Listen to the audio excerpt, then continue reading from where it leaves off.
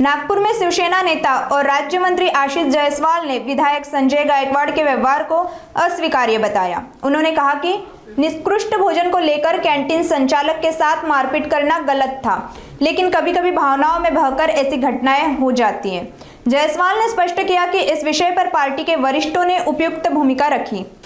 या संदर्भामध्ये मला माहिती नाही, परंतु मला असं वाटतं की देशात राहणाऱ्या कुठल्याही राजकीय पक्षाच्या लोकप्रतिनिधींनी एक वर्तणूक आणि वागणूक करताना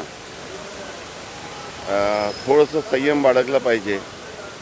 कारण लोकप्रतिनिधी हा लोकांचा प्रतिनिधी म्हणून त्याच्याकडे पाहण्याचा दृष्टिकोन थोडा वेगळा असतो आणि भविष्यामध्ये कुठल्याही परिस्थितीमध्ये वेगवेगळ्या आयुधांचा वापर करून शेवटी समोरच्या माणसाची चूक असली तर त्या चुकीला योग्य तो त्याला शिक्षा दिली पाहिजे। परंतु काही लोकांना थोडंसं